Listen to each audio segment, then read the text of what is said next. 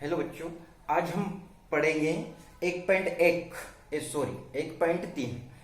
गलती से निकल गया, बार बार बता रहा। 1.3 का क्वेश्चन नंबर पहला। ये क्वेश्चन नंबर जो पहला है, कुछ उदाहरण भी है इसमें, ठीक है, कुछ प्रमेय भी है। उदाहरण नंबर जैसे 9 है कि √3 एक अपरिमेय संख्या है। इधर पर चलते उदाहरण नंबर 10 में। इधर उदाहरण नंबर 9 है, √3 एक परिमेय संख्या है। उदाहरण नंबर 10 जो है, दर्शाइए कि 5 माइनस √3 एक अपरिमेय संख्या है। ये पेज नंबर आपको निकालना है 15 पर, पीछे है 16 पर। और उदाहरण नंबर 11 है, 3√2 एक अपरिमेय संख्या। वेरी वेरी मोस्ट ये क्वेश्चन एक आता है फाइनल, 4 नंबर का एक क्वेश्चन फाइनल है ये। और इधर है 1.3 में कि √5 एक अपरिमेय संख्या है। तो मैं एक सवाल बताऊं, जैसे कि √5 का मैंने बता दिया, तो √3 सेम है, सिर्फ संख्या चेंज करनी। जहां पर √5 आपने लिखा, सिर्फ वहां पर √3 लिखना है आपको, ठीक है, समझ में आया। जहां पर √5 आपने लिखा है, वहां पर √3 लिखना है, सिर्फ इतना सही अंतर है, ज्यादा कोई अंतर नहीं है, ठीक है, समझ में आया। जहां पर आपने √5 लिखा, वहां पर आपको चेंज करके क्या सिर्फ √3 लिखना है। ये सेम ही संख्या है। मैं एक सवाल बताऊंगा, या तो उदाहरण का बता दूंगा या फिर आपका प्रश्नावली का। तो मैं सबसे पहले प्रश्नावली का बता दूंगा, उदाहरण का तो आप देख भी सकते हो। और फिर भी आपको समझ नहीं आया तो मैं कमेंट करके बता दे, ताकि मैं उदाहरण नंबर 9, 10, 11 वो भी बता दूंगा, जो भी है आपका, ठीक है। तो देखो, यहाँ पर सवाल स्टार्ट करने से पहले आपको यहाँ पर मैं परिभाषा बताई थी कुछ। तो परिभाषा थी परिमेय संख्या, अपरिमेय संख्या, आपको याद है अच्छे से। तो यहाँ पर सिर्फ क्या है, सिर्फ √5 अपरिमेय संख्या है, क्योंकि अंडर में जितनी भी संख्या होती है सब क्या होती है, सिर्फ 4, 9, 36 को छोड़कर अपरिमेय। तो ये अपरिमेय ही संख्या है, ये अपरिमेय ही संख्या है। तो यहाँ पर करना क्या है, ये अपरिमेय संख्या है, तो ये अपरिमेय कैसे है ये सिद्ध करना है। तो सिद्ध करने से पहले कुछ इसमें परिभाषा है, जैसे कि कुछ आएंगे इसमें, जैसे P/Q के रूप में नहीं लिखा जा सकता है वो अपरिमेय, जिसे P/Q के रूप में लिखा जा सकता है वो परिमेय संख्या होती है। ये आपको अच्छे से पता है।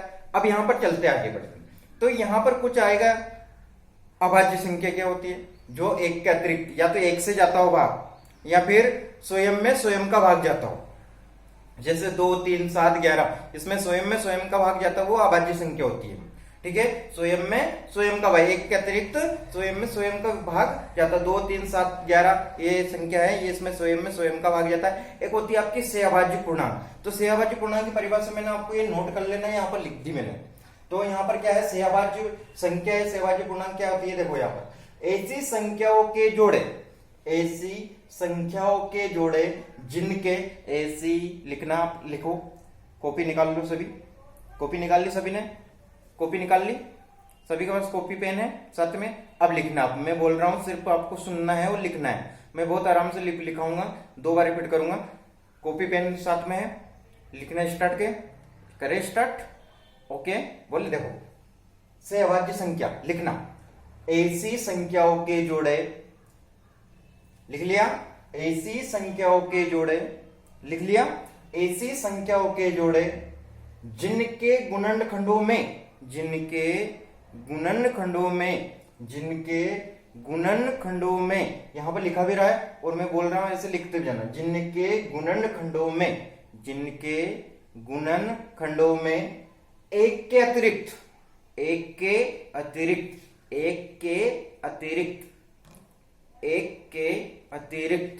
लिख लिया यहां तक। कोई भी गुणनखंड ना हो, या तो एक ही गुणनखंड निकलना चाहिए उसका, या तो एक ही गुणनखंड निकलना है, और इसके अतिरिक्त कोई गुणनखंड नहीं होना चाहिए उसके। तो कोई भी गुणनखंड ना हो, उन्हें सहअभाज्य संख्या कहते हैं। जैसे 16, 21 में एक के अतिरिक्त अन्य कोई उभयनिष्ठ नहीं है, यानी कि कोई कॉमन नहीं निकलेगा एक के अतिरिक्त। यहां पर गुणनखंड निकाल के देखना, 16 और 21 का गुणनखंड निकालेंगे, यहां पर निकाल के बताता हूं, 16 और 21। अब यहां पर देखना, इन दोनों में क्या है, एक के अतिरिक्त कोई कॉमन नहीं है। जैसे अलग अलग निकाल के बता देता हूं आपको। 2 8 16, 2 चुका 8, 2 दून 4 और 2 एकम 2। यहां पर 21 का निकाल के देखा, 3 7 21, 7 एकम 7 1, ठीक है। तो यहां पर करेंगे तो देखो कितने जोड़े बन रहे हैं, 2, 2 और 1, इसमें कॉमन 3 अलग है, 3 7 अलग है, 1। ये दोनों में क्या मिल रहा है, एक एक मिल रहा है, यानी कि ये सहभाज्य संख्या है। तो एक के अतिरिक्त एक बार ऐसी संख्याओं के जोड़े जिनके गुणनखंडों में एक के अतिरिक्त कोई भी गुणनखंड ना हो, एक के अतिरिक्त कोई गुणनखंड ना हो, एक आना चाहिए या इसके अतिरिक्त कोई भी गुणनखंड ना निकलता हो। ठीक है, जैसे 16 21 का गुणनखंड कुछ एक ही निकल रहा है, यदि यहाँ पर जोड़े बन जाते तो ये आपकी सहअभाज्य संख्या नहीं होती, उन्हें सहअभाज्य संख्या कहते हैं। जैसे ये 16 21 है, इससे बहुत सारे उदाहरण है, 3 7 है, 3 7 ले लेंगे, 4 7 ले लो, 4 5 ले लो, ये सब क्या है जिसका एक ही निकल रहा हो। ठीक है, यहां तक समझ में आ गया। अब सवाल स्टार्ट करते हैं कि सिद्ध कीजिएगा 1.3 पेज नंबर 17 निकाल लीजिए आप। 1.3 सिद्ध कीजिए कि √5 एक अपरिमेय संख्या है। सिद्ध कीजिए कि √5 एक अपरिमेय संख्या है। स्टार्ट करते हैं। प्रश्नावली है 1.3 का क्वेश्चन नंबर 1 है, यह है कि माना √5 एक क्या है, सॉरी √5 एक सिद्ध करना है कि एक अपरिमेय संख्या कैसे है। तो यहां पर मानना है आपको कि माना √5 एक परिमेय संख्या है। मानना है यहां पर, माना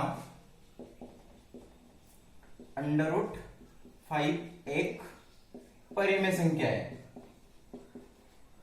परिमेय संख्या है। समझ में आया।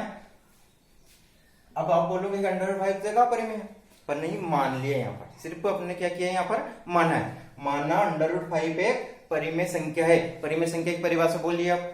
परिमेय संख्या की परिभाषा होती है आपकी, क्या होती है परिमेय संख्या की परिभाषा, जिसे P/Q के रूप में लिखा जाता है, जिसे P/Q के रूप में लिखा जाता है वो परिमेय संख्या होती है। पर परिमेय संख्या आपने क्या मानी, √5, तो यहाँ पर परिमेय संख्या की परिभाषा क्या हो जाएगी, तो √5 बराबर क्या होती है परिमेय संख्या की, जिसे P/Q के रूप में लिखा जाता है। समझ में आ गया। माना √5 एक परिमेय संख्या मान ली, क्योंकि ये सिद्ध करना है अपरिमेय के होती है, तो पर आपने क्या मान लिया, इसको एक परिमेय संख्या मान लिया। क्या मान लिया, परिमेय संख्या यहाँ पर मान लिया। तो √5 बराबर ये क्या मान लिया, परिमेय। चाहो तो आप यहाँ परिमेय, और परिमेय संख्या की परिभाषा क्या है, देखो मैं आपको एक एग्जांपल बता देता हूँ, थोड़ा सा हिंट दे देता हूँ कैसे ये कैसे लिखा कि परिमेय संख्या की परिभाषा क्या होती है। तो परिमेय संख्या की परिभाषा होती है आपकी, परिमेय संख्या की परिभाषा होती है जिसे P/Q के रूप में लिखा जाता है। ये ऐसे लिख दे। पर ये परिमेय संख्या क्या माना है यहाँ पर, 5, √5 मान लिया। तो ये समझ में आ गया। एक बार बताता हूं, यहाँ पर परिमेय संख्या बराबर आप लिखोगे कि P/Q, जिसे P/Q के रूप में लिखा जाता है। तो परिमेय संख्या क्या माना है यहाँ पर, √5, तो √5 बराबर P/Q ऐसा लिख सकते हैं। कोई दिक्कत है क्या, नहीं है, ठीक है। अब यहाँ पर √5 बराबर P/Q। अब यहाँ पर P/Q है, ये क्या है, P/Q जो है यहाँ पर लिखेंगे, जहां P वहां Q, P और Q भी लिख सकते हो, P और Q सहअभाज्य पूर्णांक है। अब सहअभाज्य पूर्णांक की परिभाषा मैंने अभी बता कही, एक के अतिरिक्त कोई इसका गुणनखंड निकलते ही नहीं है, एक ही निकलेगा दोनों का। यदि गुणनखंड निकालेंगे, P और Q का गुणनखंड निकाल के देखिए, देखो P का निकालेंगे तो P से P जाएगा एक बार और एक बार, Q से जाएगा तो Q से Q ही जाएगा एक बार, तो दोनों का क्या निकलेगा, एक ही निकलेगा। गुणनखंड क्या निकलेगा, समझ में आ गया। परिभाषा वो मैंने बताई थी पहले, तो यहाँ पर एक ही निकलेगा। ठीक है, अब आगे बढ़े। जहां P और Q सहअभाज्य पूर्णांक है, समझ में आ गया। परिभाषा क्यों बताई थी, यहाँ पर काम आएगी, इसलिए यहाँ पर परिभाषा आपको बताई थी। तो जहां P और Q क्या है, सहअभाज्य पूर्णांक है। ये कैसे लिखा, समझ में आ गया। √5, यहाँ पर यदि आपका संख्या चेंज होती है कि √3 आता है आपको, क्या √7 आता है आपको, कुछ भी आता हो, तो यहाँ पर सिर्फ क्या लिखना है, यहाँ पर √3 की बात आई तो यहाँ पर √3 वो वैसे की वैसे मेथड रहेगी आपकी, सेम टू सेम सभी मेथड ऐसी की ऐसी आपकी रहेगी। आगे बढ़ते हैं। अब यहाँ पर क्या, और यहाँ पर क्या नहीं होना चाहिए, और Q नॉट इक्वल टू 0, इसमें Q 0 नहीं होना चाहिए। Q 0 वही तो परिमेय संख्या होती है जिसे P/Q के रूप में लिखा जाता है, और Q बराबर क्या नहीं हो, 0 के बराबर नहीं होना चाहिए। ये इसके आगे लिखना पूरा का पूरा इस प्रकार से कोष्टक में आएगा, पूरा ये पूरा मीटर यहां से लेकर यहां तक का Q नॉट इक्वल टू 0 है। अब यहाँ पर देखो, ये दोनों ही अंडर रूट से बाहर निकालना पड़ेगा ये इधर, तो दोनों पक्षों का क्या कर देंगे, वर्ग कर देंगे। दोनों पक्षों का वर्ग करने पर, समझ में आ गया, दोनों पक्षों का वर्ग करने पर, तो √5 का वर्ग करेंगे और P/Q का वर्ग करेंगे। तो यहाँ पर अंडर रूट 5 का किया तो देखो क्या हो जाएगा, अंडर रूट से स्क्वायर से अंडर रूट कट जाता है, 5 बचेगा, वो यहाँ पर हो जाएगा आपका पी स्क्वायर बटे क्यू स्क्वायर, पी स्क्वायर बटे क्यू स्क्वायर। समझ में आ गया, यहाँ तक तो समझ में आ गया होगा। अब आगे बढ़ेंगे कि यहाँ पर क्या करेंगे, तो 5 क्यू स्क्वायर बराबर पी स्क्वायर लाते हैं, यहाँ पर देखो गुणा कर लेंगे तो 5 क्यू स्क्वायर बराबर पी स्क्वायर। समीकरण चाहो तो आप एक दे दो, एक दे दो, 5 क्यू स्क्वायर बराबर पी स्क्वायर हो गया। अब यहां पर चाहो तो अपनी इसको उठा के इधर ले आओ, तो क्यू स्क्वायर बराबर, ठीक है, जो गुणा में राशि रहती कहां जाती है, बटे में जाती है, पी स्क्वायर बटे 5। ये ऐसे लिख सकते हैं, क्यू स्क्वायर बराबर क्या हो जाएगा, पी स्क्वायर बटे 5।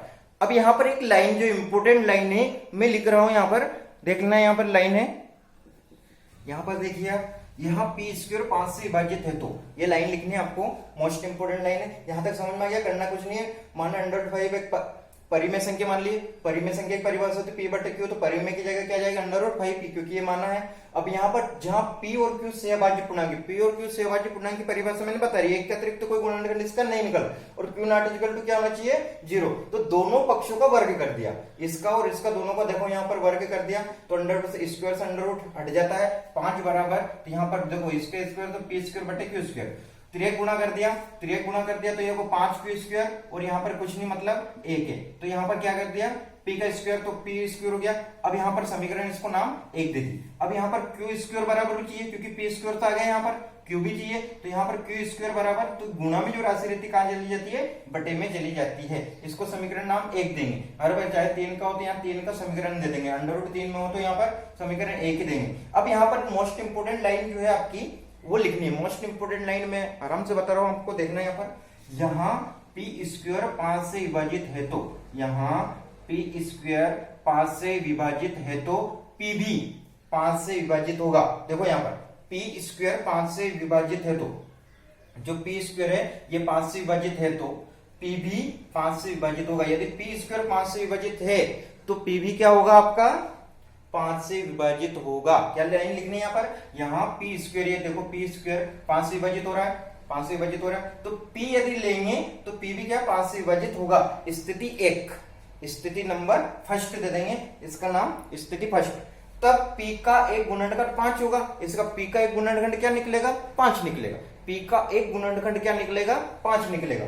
यहाँ पी स्क्वायर 5 से विभाजित है, तो यहाँ पी स्क्वायर 5 से विभाजित है, तो पी भी 5 से विभाजित होगा, स्थिति फर्स्ट। तब पी का एक गुणनखंड 5 होगा। आगे की स्थिति, तो यहाँ पर पी बराबर क्या मान लेंगे, पी बराबर 5m, पी बराबर क्या माना है यहाँ पर, 5m। तो यहाँ पर सिर्फ ये माना है आपने, पी बराबर क्या, 5m। तो पी का मान यहाँ पर मैं इधर लिख रहा हूं, इसको यहां से ऐसे कर देते हैं, यहाँ पर ये इधर लिख रहा हूं, ठीक है। आगे के यहां से स्टेप आपको ये एक लाइन में लिखनी है। तो पी का मान समीकरण 1 में रखने को, पी का मान समीकरण 1 में रखने पर, समझ में आ गया, एक का समीकरण ये, तो पी का मान रखेंगे, तो पी का क्या है, 5 क्यू स्क्वायर बराबर, पी का 1 है तो पी का स्क्वायर है, यहाँ पर पी बराबर 5, तो यहाँ पर हो जाएगा 5m का स्क्वायर। क्या हो जाएगा यहाँ पर, 5m का स्क्वायर। तो 5m का स्क्वायर कितना होगा, 5 क्यू स्क्वायर बराबर 25, 5 का स्क्वायर 25 होता है, और m स्क्वायर m हो गया। तो यहाँ पर क्यू स्क्वायर बराबर 25m स्क्वायर बटे 5, ये आएगा आपका यहाँ पर मान, 5 से काट देंगे, 50 25, तो क्यू स्क्वायर बराबर 5m स्क्वायर। ये मान आपके थोड़े से मेथड आपको जैसे सवाल करते वैसे आएगी। p बराबर 5m मान लिया है, तो p का ये समीकरण 1 में मान रखेंगे, तो ये ऐसा मान आएगा आपका। मान रखना सभी को अच्छे से आता है, नोट देख लेना एक बार इसको अच्छे से। अब यहाँ पर आ गया क्यू स्क्वायर बटे 5, ठीक है ना। तो m स्क्वायर बराबर यहाँ पर कर लेंगे, तो m स्क्वायर बराबर, क्योंकि यहाँ पर p स्क्वायर बटे 5 चाहिए था, तो अपने को क्यू स्क्वायर बटे 5 भी चाहिए, क्योंकि एक लाइन और लिखाई यहाँ। तो m स्क्वायर बराबर क्या मार्क कर लिया, क्यू स्क्वायर बटे 5, क्योंकि जो भी राशि गुणा में रहती है बटे में जाती है। तो m स्क्वायर बराबर क्यू स्क्वायर बटे 5। एक लाइन यहाँ पर भी लिखनी है, यहाँ क्यू स्क्वायर 5 से विभाजित होगा, ठीक है ना, विभाजित है, तब क्यू भी क्या होगा, 5 से विभाजित होगा। सेम लाइन है, यहाँ पर p की जगह क्या जाएगा, सिर्फ q, तो क्यू स्क्वायर 5 से विभाजित है, तो q भी 5 से विभाजित होगा। स्थिति आपकी दूसरी बन जाएगी यहाँ पर, ठीक है। यहाँ पर यहाँ पर क्या लिखना है आपको, यहाँ तक समझ में आ गया। अब यहाँ पर आपको जो लिखना है वो है यहाँ क्यू स्क्वायर 5 से विभाजित है तो क्यू भी क्या होगा 5 से विभाजित होगा, ये स्थिति सेकंड बन जाएगी। ठीक है, तो यहाँ पर और कुछ नहीं लिखना है यहाँ पर, जैसे ये लाइन, क्योंकि ये लाइन आपकी नहीं आएगी क्योंकि अपने को क्यू स्क्वायर लास्ट यहाँ पर आ गया। तो स्थिति 1 और स्थिति 2, स्थिति फर्स्ट और स्थिति सेकंड से स्पष्ट होता है कि पी बटे क्यू एक परिमेय संख्या यहाँ पर नहीं है, ये एक परिमेय संख्या यहाँ पर नहीं है। भले अपन ने यहाँ पर मान ली है कि ये परिमेय संख्या है, पर ये परिमेय संख्या यहाँ पर नहीं है, इसलिए क्या हो जाएगा, अतः अंडर एक अपरिमेय संख्या है। एक बार मैं पूरा सवाल बता रहा हूँ एक बार और, माना अंडर एक अपरिमेय संख्या, ये सिर्फ मान लिया आपने कि ये परिमेय संख्या है, तो परिमेय संख्या की परिभाषा पी बटे क्यू, तो परिमेय संख्या क्या मानी अंडर, तो यहाँ पर क्या लिख दिया अंडर बराबर पी। तो जहां पी और क्यू से अभाज्य पूर्णांक है, पी और क्यू क्या है से अभाज्य पूर्णांक है, और क्यू नॉट इक्वल टू 0 है। अब यहाँ पर दोनों पक्षों का वर्ग करने पर, दोनों पक्षों का क्या कर दिया यहाँ पर वर्ग कर दिया, तो क्या अंडर से स्क्वायर हट जाता है, तो 5 बराबर पी स्क्वायर बटे क्यू स्क्वायर, तो त्रिक गुणा कर लिया, त्रिक गुणा किया तो 5 क्यू स्क्वायर बराबर पी स्क्वायर, समीकरण नाम 1 दीजिए इसको। तो यहाँ पर क्यू स्क्वायर प्राप्त कर लिया, तो क्यू स्क्वायर जो भी गुणांक राशि लेते बटन चल गए, तो क्यू स्क्वायर बराबर पी स्क्वायर बटे 5। तो यहाँ पी स्क्वायर जो है ये 5 से विभाजित हो रहा है, तो पी भी क्या होगा 5 से विभाजित होगा, स्थिति फर्स्ट। तब p का एक गुणनखंड भी क्या निकलेगा 5 निकलेगा, तो p का एक गुणनखंड, तो मान लिया क्या p बराबर 5 है, मान लिया यहाँ पर p बराबर 5 है, तो p का मान समीकरण 1 में रखने पर, तो 5 क्यू स्क्वायर बराबर क्या है, समीकरण यहाँ पर रख दिया, तो यहाँ पर रख दिया p का मान, तो 5 m स्क्वायर p की जगह पर, तो यहाँ पर 5 का स्क्वायर 25 और m का m स्क्वायर, तो क्यू स्क्वायर बटा गुणा में राशि बटम जाएगी तो 25 हो गया, तो यहाँ पर क्यू स्क्वायर बराबर 5 एम स्क्वायर हो गया, तो एम स्क्वायर बराबर क्या प्राप्त हो गया क्यू स्क्वायर बटे 5, और यही प्राप्त करना था। यहाँ क्यू स्क्वायर 5 से विभाजित है तो क्यू भी क्या होगा 5 से विभाजित होगा। अब यहाँ पर स्थिति 1 और 2 से स्पष्ट हो गई पी बटे क्यू एक परिमेय संख्या यहाँ पर नहीं है, यहाँ पर नहीं है, एक्चुअल में होती है, अतः अंडर एक अपरिमेय संख्या, चाहे वो ये नहीं लिखो तो स्थिति 1 व 2 से स्पष्ट होता है कि, भले ये लाइन लिखने की जरूरत नहीं है आपको, नहीं है, तो यहाँ पर आप क्या लिख सकते हो, ये लाइन कोई इंपोर्टेंट नहीं है, आप यहाँ पर ये लिख सकते हो कि अंडर एक अपरिमेय संख्या है। स्थिति 1 व 2 से स्पष्ट होता है कि अंडर एक अपरिमेय संख्या होती है, ऐसा भी आप लिख सकते हो। इसको अच्छे से नोट कर लेना है, यदि फिर भी समझ नहीं है। इसके जैसा उदाहरण नंबर है आपका अंडर वाला भी ऐसा कैसे ही आपको उदाहरण में है, अंडर भी ऐसे कैसे आपको करना है, समझ में आ गया होगा। यदि समझ में नहीं आया तो कमेंट करके जरूर बताएं, लाइक शेयर एंड सब्सक्राइब जरूर करें। Thank you.